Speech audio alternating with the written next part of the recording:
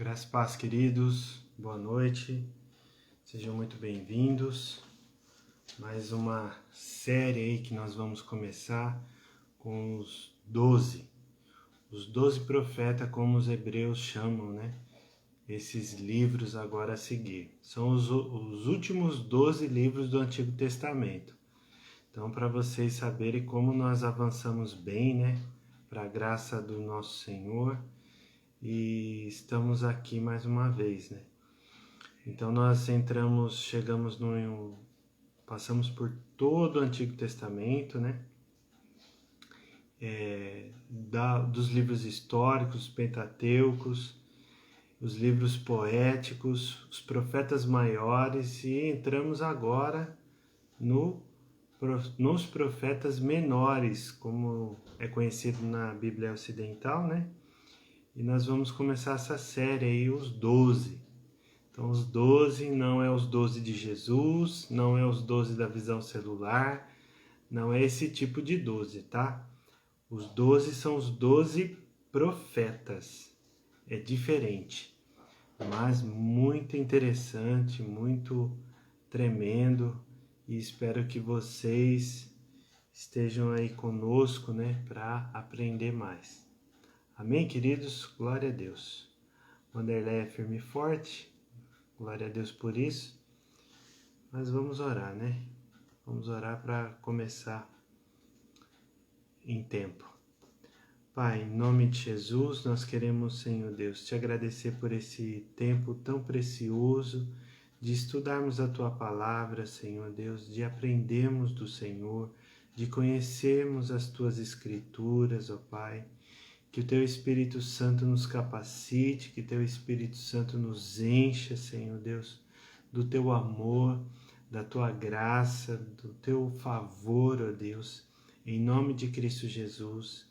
Que o Senhor possa trazer a comunicação da Tua Palavra, Deus, que não haja impedimentos nesta hora e que Teu Espírito Santo tenha liberdade para agir no nosso meio, ministrar a nossa vida, Deus, e ensinar a Tua igreja, Pai. Que nós possamos sair desta aula, Deus, ensinados pelo Senhor. Que o Espírito Santo seja o nosso professor, trazendo luz nas Tuas Escrituras e que nós possamos entender, Deus, como o Senhor, Deus, agiu no meio deste povo e trouxe tanta revelação para nós hoje, Pai. Em nome de Cristo Jesus. Amém. Amém, queridos. Glória a Deus. O pessoal está chegando, o Valdão acho que está por aí. Seja muito bem-vindo. Glória a Deus. Glória a Deus. Louvado seja o nome do Senhor. E vamos lá, né? Vamos prosseguindo aí, sem pestanejar. O livro de Oséias é uma série que nós vamos começar, então, nessa noite, falando sobre os 12 profetas. Os 12 profetas do Antigo Testamento. São períodos diferentes que eles agiram, né? Cada um deles, Oséias, Joel, Abacuque, Sofonias, Naum. Então, todos eles são colocados em épocas diferentes, né? Mas tem todo um projeto de Deus usando a vida deles. Valdão, seja muito bem-vindo aí. Glória a Deus. Então, quem escreveu o livro foi o próprio profeta Oséias. Então, Oséias teve vários Oséias na Bíblia, né? Oséias era o antigo nome de Josué. Se você vê lá em Números 13:8, fala de uma genealogia, né, da tribo de Efraim.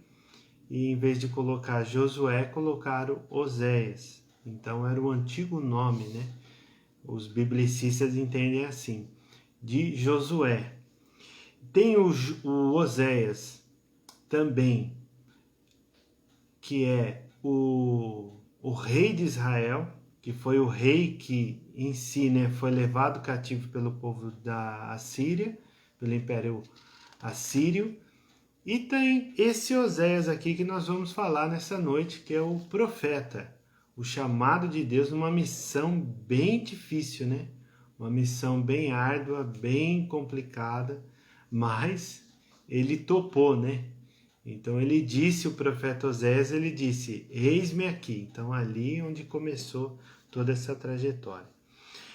E o que que ele tem, né? O que que ele escreveu durante esse tempo aí? Ele escreveu, ele comparou a ingratidão de Israel com o autor, né? Com o amor, né? O autor do amor, né? O amor de Deus na aliança. Então a aliança de Deus, né? Esse amor que sustenta essa aliança de Deus e Israel, aquele povo, foi colocado em choque ali, em xeque, né? Em contraste à ingratidão e à infidelidade do povo. Então, essas duas características bem interessantes aí que nós podemos agora começar a observar, né? Onde ele escreveu esse livro? Esse livro foi escrito na história, lá em Israel. Lembra que nessa época, né, o reino já estava dividido, né, já existia o reino do sul e o reino do norte. Vale lembrar, só para vocês se situarem, na aula passada nós falamos do livro de Daniel. O livro de Daniel é no ano, mais ou menos, tá, aproximadamente, 605 antes de Cristo. Aqui nós estamos falando de um século antes, né, por volta aí de 750 antes de Cristo, né? Então, esse tempo é bem importante a gente entender para poder entender o livro, né? Porque essa Bíblia, normalmente a Bíblia que nós usamos é a Bíblia que não é dividida de forma cronológica, dividida de forma que nós possamos ler livros sequenciais dentro da história, dentro da linha do tempo. Não, eles foram ajuntados, né, todos eles, fora os livros, até o Pentateuco, né, que foi em época separada, mas foi uma consequência, uma sequência melhor ali, né, mas dos outros também tem muitos, principalmente esses profetas maiores, os profetas menores, então eles estão ali quase que meio que encaixados, né? Certo, queridos? Então vamos prosseguindo. E quando que foi então, né, nesse período? Durante os últimos 30 anos de existência, né, do reino de Israel. Então 752 a.C., mais ou menos, a 722 a.C. Então essa comparação. Outros teólogos vão apontar, outros historiadores, biblicistas, eles vão apontar outra data, uma data aproximada aí de, vamos dizer assim, de 725 a 700, o ano 700. Então foram ali 25 anos. Mas aqui essa fonte diz que é por volta de 30 anos aí antes do exílio. Então se a gente considerar o exílio assírio de 722 a 21, então mais ou menos isso daí. Então por que, né, que ele escreveu esse livro? Para explicar a razão para a destruição iminente de Israel pela Assíria. Então aquele povo conhecido pela sua violência, o povo assírio era conhecido pela sua violência. Matava mulheres grávidas, empalava, né, as pessoas, esfolava as pessoas, né, do seu exército contrário. Então o exército inimigo da Síria, eles tratavam dessa maneira. Por que eles agiam de uma forma tão cruel dessa maneira? Para que se tornasse exemplo para os outros. Então todo lugar que a Síria ia passando, se tivesse algum tipo de rebeldia, ele ia estar ali contra, né? Contra eles, e eles iam pegar e acabar saindo aí esse povo ia estar de uma forma rebelde contra a Síria e castigado severamente pela Síria dessa maneira, por esfolamento, por tantos homicídios e tanta empalamento, né? Uma prática assim terrível, e com isso a gente vai ver isso daí. Não coloque no YouTube o empalamento, que é bem terrível mesmo, né? Não é bom se ver isso daí, não. Mas era a forma que a Síria promovia o seu governo, né? Dessa maneira. Então, o versículo-chave, vamos dizer assim, nós podemos entender que é Oséias capítulo 3, versículo 1. Oséias 3:1, ele fala do quê? Para que a gente possa continuar a amar, continuar amando. Então essa é a lógica, né? Esse é o eixo, essa é a ideia principal deste livro, que consequentemente no decorrer a gente vai entender que tudo direciona para Cristo, né? Então o livro ele tem duas partes. A primeira é a esposa infiel, que ele está ali praticando, né? Essa esposa infiel, ela está colocando ali a forma. É difícil até as pessoas entenderem isso. Como que um profeta vai casar com uma prostituta? Uma mulher da prostituição. Essa é o termo correto. Então, como que um profeta, um homem de Deus, vai casar com uma mulher prostituta? É uma coisa inconcebível, né? Como que as pessoas vão entender? Então, dito isso, tem algumas pessoas que têm essa certa dificuldade de entender e de assimilar esse texto.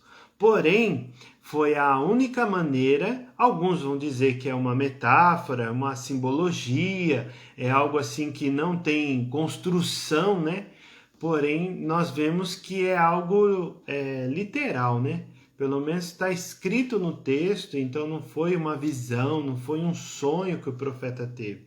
Não, o Oséias, o profeta, ele teve um chamado de casar com uma mulher prostituta.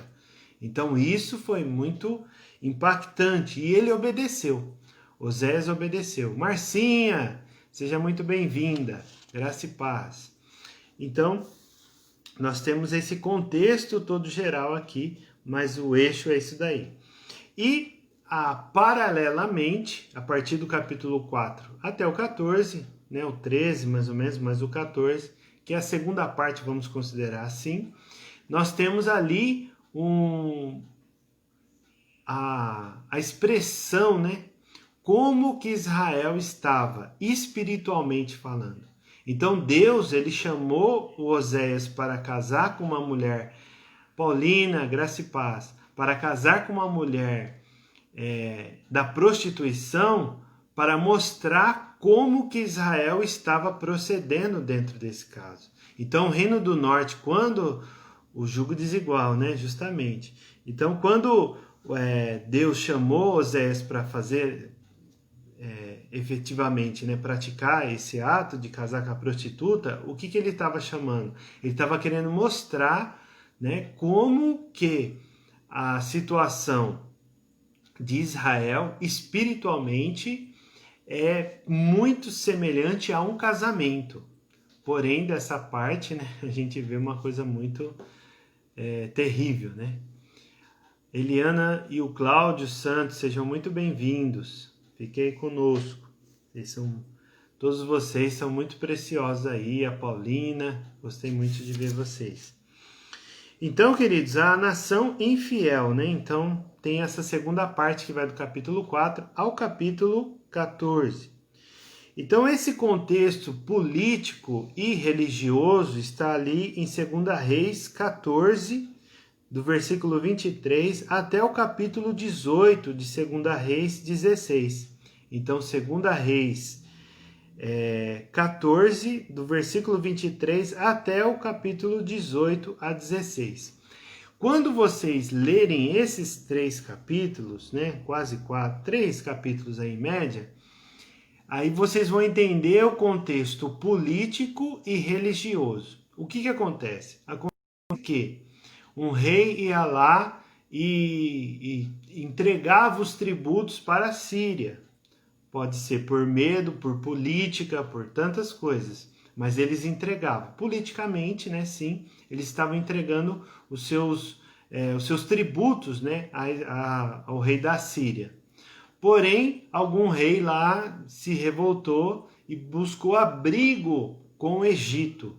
Né? Só que nessas idas e vindas, tantos reis que passam nesses 3 capítulos de 2 Reis, capítulo 14 até o 18, nós vemos o quê? Várias atitudes que eles estavam atribuindo a sua prosperidade, principalmente Jeroboão, que era do Reino do Norte, estava atribuindo toda essa prosperidade aos deuses da fertilidade, que era Baal.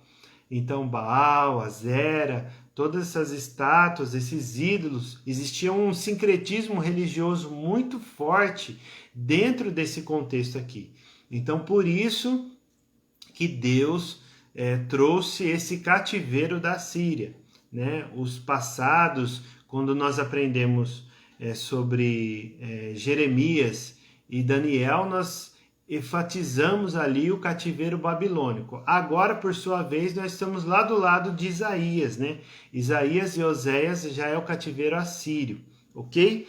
Então é importante a gente entender esse contexto. Quem foi os profetas contemporâneos? Como eu já disse, né? Foi o profeta maior, né?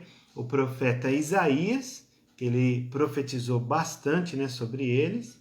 Liliana Sorrantini, seja muito bem-vinda. Graça e paz, boa noite. E ele foi também de Jonas, Miqueias e Amós, né? Miqueias e Amós. Então, todos eles estão aí, né?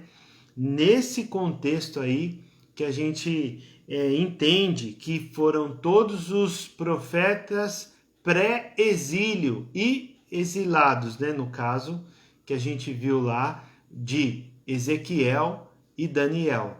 Vamos considerar, né, também Daniel como profeta maior, ok? Então, quem que é do contexto aí dessa família, né? Olha que família, né? Meu Deus. A família, então, tem ali Oséias, que é o profeta. Depois ele casa com uma mulher chamada Gomer, né? E essa mulher da prostituição, é bem importante a gente entender isso. Depois eles tiveram 3 filhos. Quais foram eles? Jezreel, a desfavorita e não meu povo. O significado já aqui para vocês. Então esses 2 filhos aí subsequentes são o verdadeiro castigo ali de punição pela rebeldia, pela teimosia que o povo estava praticando. Jezreel, por sua vez, vamos dizer assim, eles estavam casados ainda, né? Oséias e Gomer estavam casados, então ela concedeu, né? Ela concedeu e deu um filho para Oséias. Então esse filho estava dentro da aliança. Esses outros 2 filhos não, foi depois que ela saiu de casa, né? Saiu de casa. Então isso daí mostra o quê? No caso, né, de Israel ele estava ali servindo ao Senhor dentro do templo lá de Judá também, né, porque eles desciam para Judá, para Benjamim, né, para a cidade de Jerusalém para adorar o Senhor. Depois, um pouco depois, o Jeroboão II construiu aqueles 2 altares lá, né, com os bezerros de ouro, um no norte de Israel do norte e no sul de Israel do norte. Então você imagina o mapa, né? Então tem Israel lá em cima do norte, então na parte aqui de baixo do sul dele e até lá em cima tinha 2 bezerros. Para quê? Para que eles não pudessem descer e adorar a Deus lá em Jerusalém. Era uma rincha lá que eles tinham, né? Mais ou menos assim. Então aqueles 2 reinos. Então a gente vê o quê? Que mesmo com tudo isso, existe uma idolatria muito forte, muito grande. Por isso que levou o povo de Israel para o exílio, tanto assírio e depois de mais quase 150 anos mais ou menos, 125 anos, foi o segundo cativeiro. Para quê? Para arrancar essa idolatria, para remover essa idolatria do coração, do espírito, né, da nação, porque a nação estava respirando idolatria. Então o profeta ele entra em ação aqui para trazer esse jugo, né? E dentro disso colocou esses 2 nomes, né, desses filhos aí desse casamento, mas que foi da parte da prostituição. Então, do amigo, né, do adultério, do casamento de adultério que Gomer ela se envolveu e aí concebeu esses 2 filhos, essas 2 crianças. Tá ok? Então, essa é a família, veja bem. É muito difícil, né? Mas é o que a Bíblia diz. Então, a grande parte, né, do livro é direcionada a Israel e Efraim. Por que é chamado Efraim? Eu mandei até um estudo aí para aqueles que estão mais frequentes, né, principalmente lá da turma da igreja, que nós tínhamos a aula presencial, né? Eu formei uma lista lá e às vezes a gente manda alguma coisa. Se você quiser participar dessa lista, depois me chama aí no privado que eu te passo algum conteúdo, né? Então eu mandei para eles lá, para os alunos lá da escola bíblica, por que é chamado de Efraim. Então no livro de Oséias, às vezes a gente vê a expressão Israel, beleza, o reino do norte, até aí a gente aprendeu. Judá, que é o reino do sul, beleza, tudo bem. E Efraim? Coloca Efraim lá e fala, meu Deus, e Efraim, da onde surgiu Efraim? Efraim é das 12 tribos, é filho de José, do Egito, né? O que está fazendo, né, Efraim aqui? Então, Efraim foi tão abençoado, né? A profecia que Jacó liberou para Efraim, e assim aconteceu. Eles cresceram grandemente, prosperaram, se multiplicaram. Então, Israel é conhecido também como Efraim. Então, a tribo de Efraim levou, né, vamos dizer assim, como se fosse um dos 12 muito multiplicadores, né? Então, toda a igreja, vamos contextualizar, né? Tem uma referência sobre aquela célula, por exemplo, né? Por exemplo, assim. Então, só para vocês entenderem. Então, lá no livro de Oséias é chamado de Efraim por conta disso, porque aquela situação, né? Aquele povo, aquela tribo era um exemplo, né, dentro de Israel. Amém? Kátia, graça e paz, seja muito bem-vinda aí. Feliz por vocês. No começo a gente fica meio tenso, né? A gente começa a falar, mas aí não vê ninguém e fala, meu Deus. Mas, glória a Deus, vocês estão chegando. Então o juízo é iminente por causa do desfavor da história, né? Da história deuteronômica. Então os profetas, tanto os maiores quanto os menores, tanto aqueles que não escreveram livros, por exemplo, né? Não precisa pedir desculpa não, o importante é que você chegou, Kátia. Louvado seja Deus pela sua vida. Então, queridos, tanto os profetas maiores como os profetas menores que a gente está começando hoje, eles carregam, e aqueles também que não escreveram livros, né? Elias e Eliseu, por exemplo, e tantos outros, eles carregavam o quê? Uma lei. E que lei era essa? A lei deuteronômica. Então essa história deuteronômica que baseava todo o conceito social, religioso, prestação de culto, tudo isso está ali organizado no livro de Deuteronômio. Agora, quando acontece que, por exemplo, Deuteronômio capítulo 6, no versículo 4, falando, ouça, ó Israel, não adore outro Deus, né? Não tenha outros deuses além de mim, né? Mais ou menos assim. Não lembro de cor o versículo, mas tem esse contexto. Aí o que acontece? Quando se depara com todo esse cenário aqui que Oséias está, Oséias fala, não, isso é impossível, isso é inadmissível. Os profetas ficavam indignados, porque traziam, por exemplo, Jezabel, ela trazia os deuses de Baal para dentro do templo. Então isso era uma coisa inadmissível. Então, por conta disso, Deus levantava esses profetas para ir contra esses reis e sacerdotes. Então, era para liderança e para a palavra para a liderança, no caso os reis, para os ministros, os sacerdotes e também para o povo. Então, os profetas, eles não aliviavam, não, eles iam. Eram muito perseguidos, né?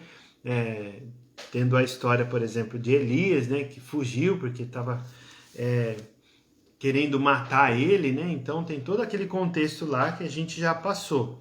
Mas por que eu estou falando de Elias? Porque no livro de Reis, 2 Reis, capítulo 9, entra aqui um pouco essa história também que a gente vai ver. Beleza até aí? Tudo bem? Glória a Deus. Então o tempo está passando. Vamos começar então no livro de Oséias. Espero que você esteja com a sua Bíblia aí, seu caderno de anotação, sua caneta. Se você julgar importante alguma informação, que você anote, porque é difícil guardar tudo na memória, né? Então a anotação vai te facilitar na hora que você ler o livro, né? Você já leu o livro de Oséias? Responda aí para mim. Já leu os 14 capítulos de Oséias? Leu essa semana? Leu tempos atrás? Coloca aí para mim ver se você já leu. Se você já leu, coloca aí um sinalzinho, um alôzinho. Então, se você já leu, você vai entender um pouquinho aquilo que você já leu. Se você ainda não leu ele inteiro, eu acho que agora vai ficar mais fácil para você começar a ler. Beleza? Mas pode se manifestar aí, não tem problema não, meu querido.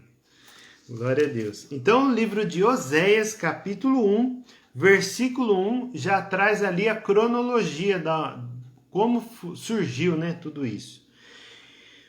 Versículo 1 diz assim, capítulo 1, versículo 1 de Oséias. Palavra do Senhor que foi dita a Oséias, filho de Beer, nos dias de Uzias, Jotão, Acás e Ezequias, reis de Judá. Então, esses 4 reis foi o ministério de Oséias.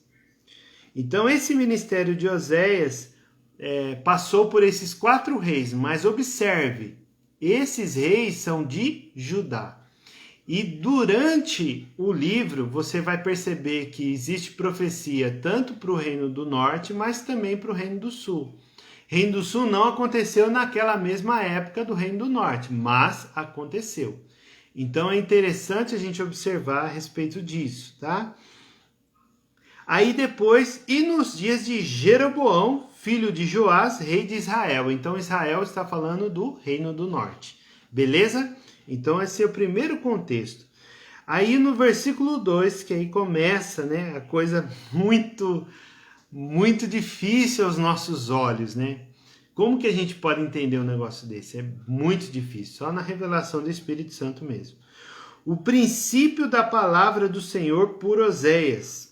Disse, pois, o Senhor a Oséias. Então, Deus que comissionou, Deus que chamou ele para fazer isso. Então diz assim, o princípio da palavra do Senhor por Oséias, disse, pois, o Senhor a Oséias, vai, toma uma mulher de prostituições. Então, uma mulher prostituta, uma mulher lá, né, da zona do Meretriz. Então, aquele ambiente, você imagina Oséias indo para um ambiente desse, falando, agora eu vou casar com você. Pensa nisso. Mas foi isso que Deus está pedindo para ele. Mulher de prostituições e filhos de prostituições, porque a terra se prostituiu desviando-se do Senhor. Então aqui ele já mostra o propósito, né? O propósito que Deus estava querendo mostrar para Israel através da vida de Oséias. Pô, imagina Oséias sendo taxado, né, como vítima de adultério, como... Nossa, tantos nomes aí que a gente vê, né? Até de forma pejorativa vem à nossa mente, mas a gente imagina aquelas pessoas como menosprezavam Oséias por causa dessa atitude. Mas, e Oséias obedeceu, no versículo 3, e foi-se e tomou a Gomer, filho de Diblai, e ela concebeu e lhe deu um filho. Então esse filho estava, vamos dizer assim, dentro do casamento. Até aí tudo bem. Né, o filho Jezreel. E disse-lhe o Senhor, põe-lhe o nome de Jezreel, porque daqui a pouco, não era muito tempo, não ia demorar muito, daqui a pouco, nessa tradução aqui, o sangue de Jezreel sobre a casa de Jeú, né? Daqui a pouco visitarei o sangue de Jezreel sobre a casa de Jeú e farei cessar o reino da casa de Israel. Então aqui que ele está falando lá de 2 Reis capítulo 9. Então anote aí 2 Reis capítulo 9, faz um link com esse versículo 4 aqui, onde você vai conseguir entender todo esse contexto. Essa profecia depois se cumpriu na vida de Jeú, capitão do exército lá, de Israel, e que Deus ungiu a vida dele, para quê? Para que ele pudesse estar lá fazendo uma limpeza, né? vamos dizer assim, vingando, o Senhor é forte, né? Vingando todo aquele contexto lá que Acabe, né, Jezabel estava fazendo, matando os profetas do Senhor. Então, Jeú ele entra em cena ali para vingar esse sangue. Mas foi uma profecia. Foi uma profecia aqui que nós estamos acabando de ler. E tem um contexto ali, né, a ligação entre os dois. Beleza? E no versículo 5 diz: E será naquele dia que quebrarei o arco de Israel no vale de Jezreel. E aqui tem todo o contexto. E tomou ela a conceber, deu à luz uma filha e disse: Põe o nome de Lo-Ruama, porque eu não me tornarei mais a compadecer da casa de Israel, mas tudo lhe tirarei. Mas da casa de Judá, olha que só que ele olha, né? Ele olha também para Judá, né? Os olhares dele também vão para Judá. Mas da casa de Judá me compadecerei e salvarei pelo Senhor, seu Deus, pois não o salvarei pelo arco, mas pela espada, nem pela guerra, nem pelos cavalos, nem pelos cavaleiros. Olha só que coisa que me lembra, né? Graças paz, Marie, seja muito bem-vinda. Então, o que nós vimos? Nós vimos aqui uma coisa que o povo... Lembra lá em Josué? Josué, quando nós estudamos...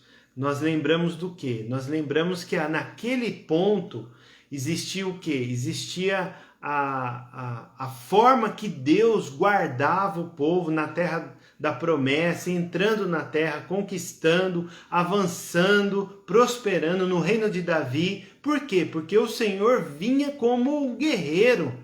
Deus vinha como um divino guerreiro em favor do exército de Israel e esse exército prosperava. Nessa história aqui que nós nos deparamos de Osés, por exemplo, o povo de Israel fazia alianças com a Síria, fazia com o Egito, com Síria lá do norte também, né? A Síria da Mesopotâmia. Então, fazia essas alianças para quê? Para poder se resguardar. E olha só o contraste de tudo isso. Porque a idolatria gera esse medo, essa falta de confiança em Deus. Olha como que é forte isso. A falta de confiança em Deus que gera caminhos tortuosos. Era isso que Israel estava praticando.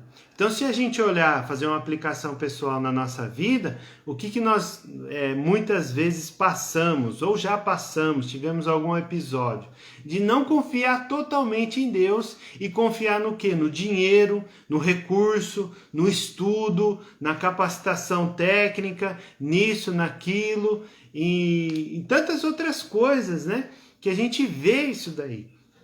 Então, nós vimos o quê? A falta de confiança, porque eles estavam se apoiando no quê? Na política, que eram os reis vizinhos, e também nos seus deuses. Então, isso que era, além de ser... Estava ruim, piorou, né? Então, mais ou menos assim. Então, além de ser trágico, foi terrível, né, na vida deles lá, porque eles entraram nesse outro caminho. Estão entendendo?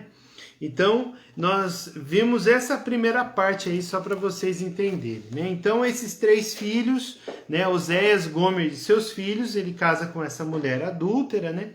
Então, os diferentes destinos, né, do Reino do Norte e do Sul, já falamos também. E no capítulo 2, por sua vez aqui, Israel é punido, né?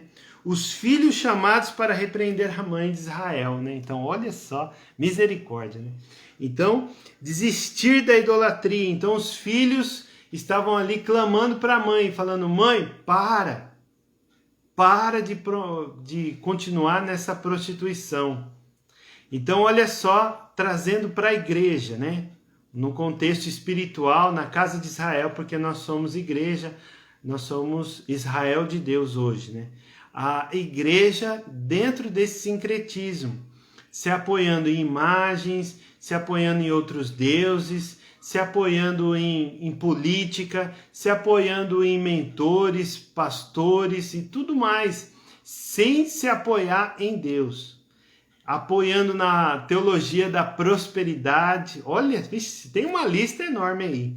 Então nós precisamos confiar, né, integralmente em Deus, né? Nós temos que olhar para Jesus somente e olhar para Ele e reconhecer, como a Paulina está colocando aí, que Jesus é a nossa fortaleza.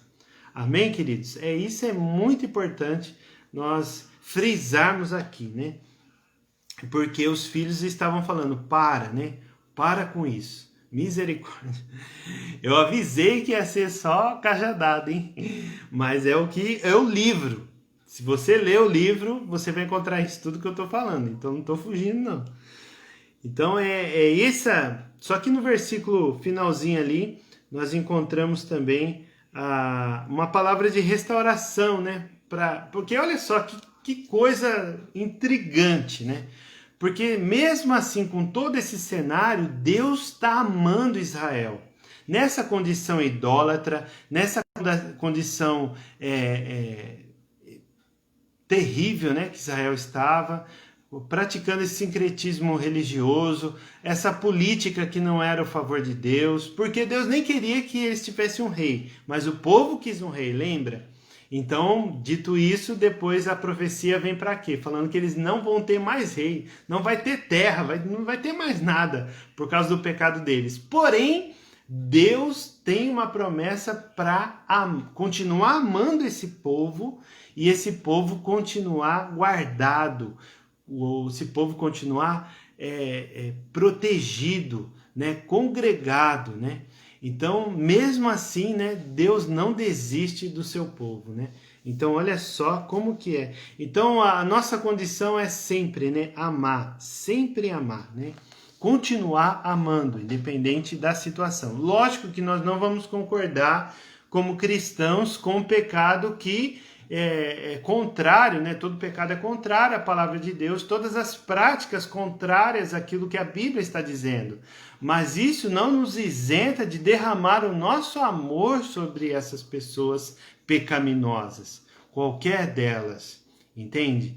Pense numa pessoa que está aí presa, né, nesses vícios, nessas coisas tão que afasta, né, nessas trevas que afastam da presença de Deus. Nós precisamos, Deus nos pede só isso, que é muito, né, para alguns, muito para nós, muito para a igreja. A verdade é essa, é muito para a igreja. Ele só pede isso, que nós possamos continuar amando as pessoas, continuar amando, né? É isso que nós precisamos. E só uma pessoa cheia do Espírito Santo que consegue, né, fazer isso. É justamente aí o que a Eliana está colocando, né? É isso mesmo. Ele continua sendo bom, né? Continua sendo bom. Continua sendo Deus. A especialidade dele é a bondade, né? Aleluia, louvado seja Deus. Então, queridos, o tempo passa muito rápido, né? Mas no capítulo 3 é julgamento de restauração. Então aqui ele já está falando, né? Então ele fala lá, vai lá, Oséias, capítulo 3. Vai lá, Oséias, e resgata essa mulher.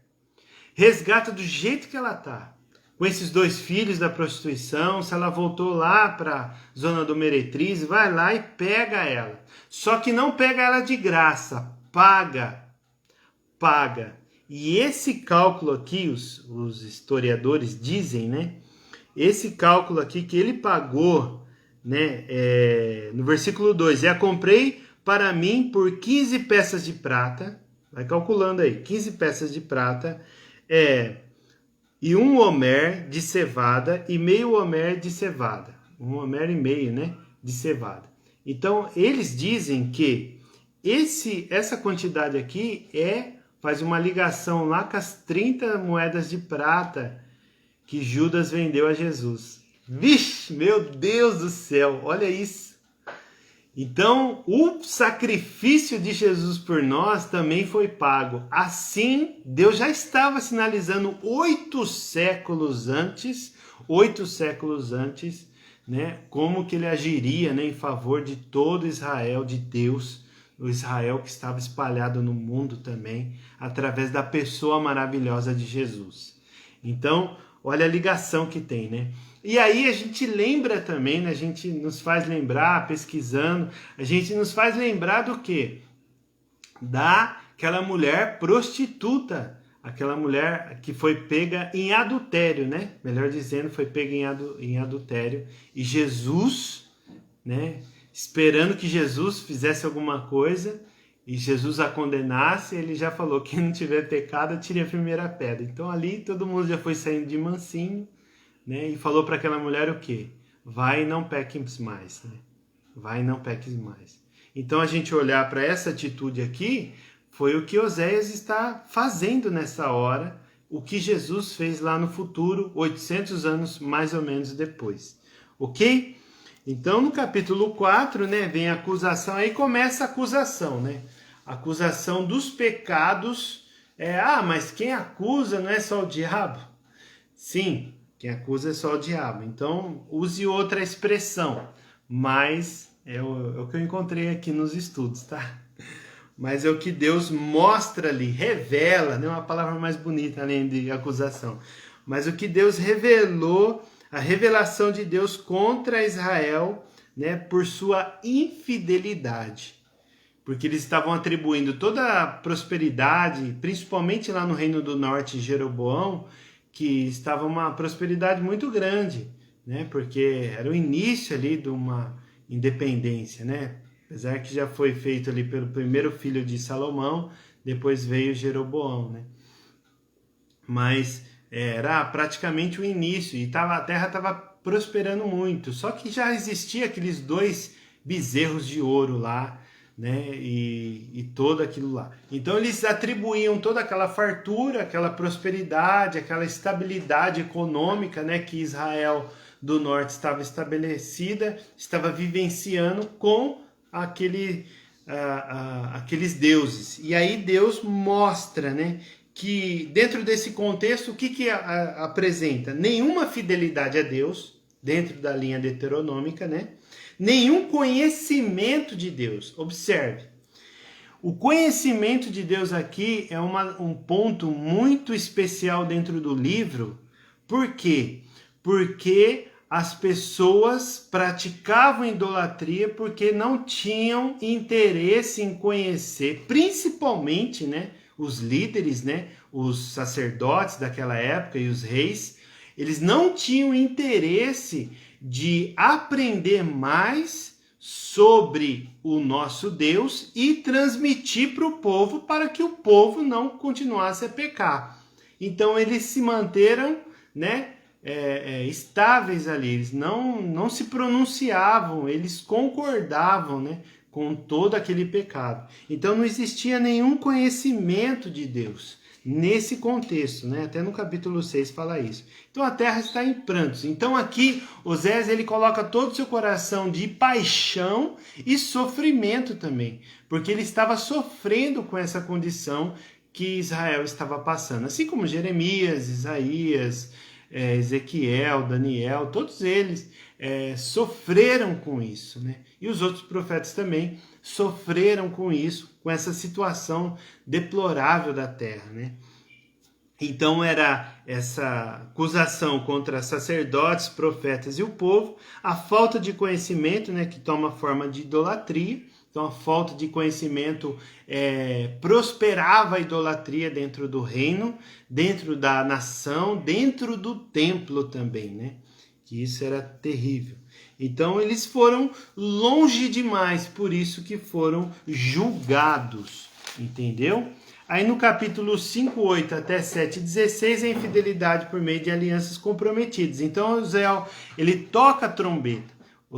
Oséias ele é chamado por Deus para tocar trombeta, para anunciar ao povo, né, aqueles pecados, para que eles pudessem se santificar disso daí, né? Então ali Oséias ele toca a trombeta e adverte. O juiz é certo, né? O juiz é certo. A Wanda tá até colocando um reloginho aqui porque tá voando o tempo, né? Mas a gente já tá na metade, viu? Glória a Deus. Mas bem rapidinho aqui. Oséias toca a trombeta de advertência. Então o juiz é certo, né? Então flertar, né? Paquerar, olhar com interesse a Síria. Olhar com interesse a Síria não é a cura. Então existia um falso arrependimento também dentro desse texto. O falso arrependimento, o que era? É comparado com uma névoa, a neblina da manhã. Essa neblina da manhã que depois, vamos dizer assim, 8, 9 horas da noite, já passou. Então o falso arrependimento também é isso. Às vezes a pessoa, né, nós, incluído o Kleber, né, às vezes tem esses sentimentos de um falso arrependimento. Não sei se você já passou por isso já. Porque você se arrepende daquela situação por um tempo, mas depois, no meio-dia, você já está fazendo de novo. Então, dentro disso, a gente precisa rever esse conceito e aprender, né, dentro desse livro aqui. E mesmo depois de restauração, os pecados continuam sendo expostos. Confiam em outras nações e não confiam em Deus. Dentro disso. Do 8 e 9, mais uma vez juízo por causa da infidelidade. Israel se vendeu às nações, né, que virá subjugá-la. Então Israel estava pagando para ter uma estabilidade política, ali ninguém perturbar eles. Mas lá no futuro, a Síria, que eles pagavam imposto, foi lá e subjugou, né, levou cativeiro todo o povo de Israel, e mais para frente na Babilônia também aconteceu a mesma coisa, que eles pagavam para Nabucodonosor, né, o rei da Babilônia, mas depois aconteceu com eles também. Então foi uma decadência, né, interna ali também da monarquia, os reis, estava tudo errado, né, uma coisa bem terrível. O 9, do versículo 10 até o 10, 15, Israel condena, né, para não viver o seu chamado. O Israel ele está sendo condenado por não viver o seu chamado. Gente, isso é forte, hein? Por quê? Porque muitas vezes as pessoas têm essa dificuldade, né, de não cumprir o seu chamado e perecem. Passam perrengue, passam dificuldade porque não estão cumprindo o seu chamado. O que Deus chamou para você fazer. É lógico que a gente está numa pandemia, numa coisa muito atípica, mas reveja esses valores para quando, logo mais, quando acabar essa pandemia, o que você vai fazer, né? O que você vai fazer, o que você pode fazer durante a pandemia também, né? Então, todo esse contexto. É lógico que a igreja está um pouco limitada, principalmente a igreja na visão celular, no modelo dos 12, né? Do qual nós pertencemos, porque nós somos bem ativos, né, frequentes em células nas casas, e agora não podemos nos reunir mais, né, com a restrição de pessoas. Então isso tem deixado a gente um pouco, vamos dizer, engessado. Porém, tem outros meios de comunicação e é importante a gente estar sempre se falando. Mas, e depois da pandemia? E pós-pandemia, né? Então, é isso que Israel está sendo aqui corrigido, né? Castigado por conta dessas situações. E no capítulo 11, já caminhando para o final, o amor infinito de Deus. Mais uma vez, esse versículo, eu lembro da primeira vez que eu ouvi numa pregação esse texto, né? Do capítulo 1, capítulo 11. Então é o cerne da mensagem de Oséias, é o amor de Deus. Então a maneira que Deus trata o povo de Israel e como Deus chama esse povo para perto, que trata Israel como filho. E muitas vezes, filhos, né? Nós todos somos filhos e muitos também são pais, né? E têm os seus filhos e esses filhos muitas vezes se rebelam, se contrariam, né? Não obedecem e aí por breve tempo eles tomam as suas consequências. Mas o coração do pai está ali sempre presente para amar e para ensinar. Mas se entristece quando eles não obedecem e colhem, né? Comem desse fruto aí da desobediência.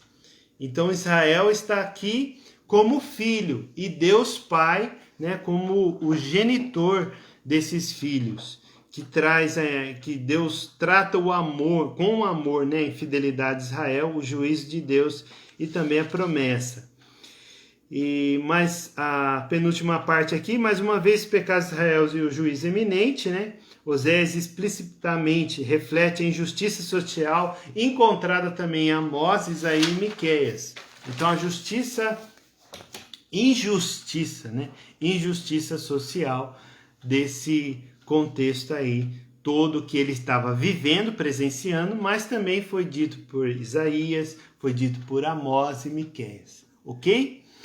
E o último capítulo, veja bem, hein? Corremos aqui e já estamos aqui no último capítulo. O último capítulo é um convite à restauração, o convite ao arrependimento, que é a promessa da restauração e de um futuro glorioso. Olha só que coisa, né? Meu Deus do céu, como que Deus é? Deus é perfeito, maravilhoso. Nós, né, na prática, vamos falar na prática, às vezes é uma pessoa que você já advertiu por 3, 4 vezes. Às vezes você tem muitos que dizem, né? Falar comigo não tem a terceira vez. Né? Você já ouviu essa expressão? Às vezes você até falou essa expressão. Mas dentro desse contexto aqui, Deus está amando por diversas e diversas, dezenas e dezenas, centenas e centenas de vezes o povo rebelde, idólatra, adúltero, cheios de namorados espirituais, e Deus continua amando.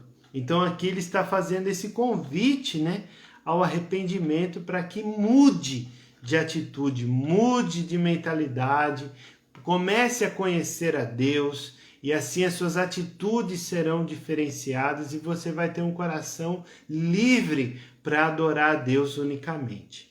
Amém, queridos? Então, essa promessa de estar ajuntando também, mesmo que ainda vai passar pelo cativeiro, os 2 cativeiros, isso vai passar mais ou menos aí uns 3 séculos, né? Se vamos considerar que passou mais de 125 anos, mais 70, uns 200 anos aí de cativeiro para poder limpar toda essa idolatria aí do povo. Então, olha só que favor Deus fez. E nisso também, né, trouxe ali uma ideia de purificação, e eles começaram a fazer célula também, né? A sinagoga é uma célula, os pontos de pregação aí. Queridos, para terminar, eu só quero ler o último versículo do livro. O último versículo do livro que eu quero te chamar a atenção. Quero chamar a atenção em Oséias capítulo 14, no versículo 9, pelo seguinte, que aqui traz toda uma forma totalmente diferente do contexto do livro. Olha só que interessante. É interessante dizer por quê? Porque dentro de todo o livro é um livro de exortação, um livro de correção, de profecia, de castigo, de acusação pelos pecados, mostrando ali os pecados. E nesse último versículo aqui, nós temos uma semelhança da sabedoria. Lembra dos livros de sabedoria? Os livros de provérbios, né? Os livros de salmos. Então aqui nós temos um conceito de sabedoria, que ele terminou o livro de uma forma totalmente diferente. Mas também traz a ideia central, além do amor, que é o cerne do livro, né? O amor de Deus, o cerne do livro, mas também a busca por conhecimento. Vamos ler juntos? No Oséias capítulo 14, versículo 9, diz assim: quem é sábio para que entenda essas coisas? Prudente para que as saiba? Porque os caminhos do Senhor são retos, e os justos andarão neles, mas os transgressores neles cairão. Meu Deus, olha esse versículo, parece que a gente está lendo um provérbio, né? De fato é um provérbio, mas não lá no livro de provérbios, né? Um provérbio aqui em Oséias, capítulo 14, versículo 9. E foi isso que aconteceu com a nação de Israel, tanto do reino do norte como o reino do sul. Entenderam, queridos? Espero que vocês tenham entendido aí esse livro. É lógico que é uma forma bem superficial, né? Uma forma bem, nem digo introdutória, muito bem ali,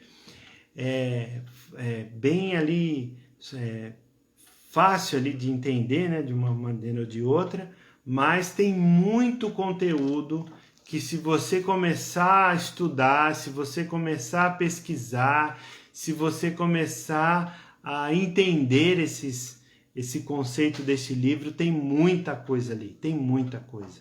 Então a atitude sempre é essa. Continue a amar. Continue amando as pessoas. Continue amando sempre a Deus em primeiro lugar. Continue amando a sua família, mesmo que eles estejam desviados, mesmo que eles estejam afastados, mesmo que eles nunca aceitaram a Jesus como Senhor e Salvador. Continue amando. Continue amando os irmãos da igreja, continue amando os desviados da igreja, os desigrejados, as pessoas que saíram da igreja. Continue amando todos. Ame de verdade, ame a Deus de todo o seu coração, porque assim você vai conseguir amar o seu próximo. Então faça isso. Eu vou começar a fazer isso também, porque esse amor aqui de Deus a gente vai sempre começar, porque o amor de Deus é infinito, não tem como comparar a nossa atitude, A nossa justiça, diz Isaías, é como um trapo de imundícia. Então você imagina comparar o nosso amor com o amor de Deus, é incomparável, Deus é incomparável, mas que você pratique isso, esse amor. O amor que você está recebendo de Deus, derrame sobre o coração das pessoas. Amém, queridos? Louvado seja Deus, feliz por cada um de vocês que estão aí, nos assistindo agora, e aqueles que também vão assistir, futuramente. Mas Deus seja louvado pela vida de vocês, e vamos orar em o nome de Jesus. Se você tiver algum pedido de oração, coloque aí, tá bom? Pai amado, em nome de Jesus, nós queremos, Senhor Deus, te agradecer por esse livro tão tremendo, Senhor Deus, que mostra a história do nosso Senhor Salvador, que ama as nossas vidas como essa mulher de prostituição, Pai, porque no sentido espiritual, Senhor Deus, nós vemos que muitas vezes o coração da tua igreja oscila, Deus, está sempre perto do Senhor e às vezes longe do Senhor, está contraindo com outros deuses, ó Pai. O Senhor tenha misericórdia, mas que o Senhor nos ensine, Deus, Pai amado, a nos manter fiéis ao Senhor, através da Tua palavra, que a Tua palavra é viva e eficaz, Senhor Deus, mais cortante que espada de 2 gumes. Que essa palavra, Senhor Deus, esteja sempre no nosso coração, para que, ó Deus, em nome de Jesus, nós possamos, ó Deus, receber esse triunfo dessa vida abundante do relacionamento com o Senhor, ó Deus. Também oramos pela vida do Roberto, ó Deus, em nome de Jesus, do Cláudio Vicente, Senhor Deus, oramos pela vida dele também, do apóstolo Vale e tantos outros que estão, Senhor Deus, nesse estado. Pai amado, que o Senhor traga a cura, Deus, a restauração física.